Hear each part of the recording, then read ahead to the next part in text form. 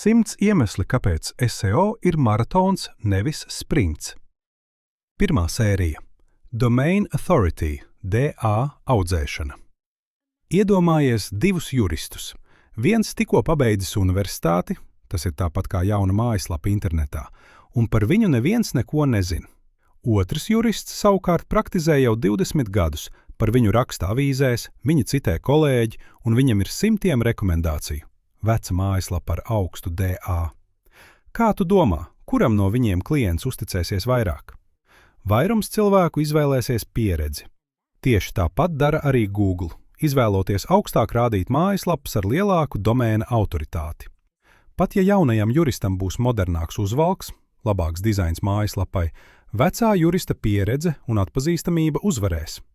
Mājaslapai ir jākrāj šīs atsauksmes un ienākošās saites gadiem, lai Google to uzskatītu par uzticamu avotu un ierindotu meklēšanas rezultātu augšgalā.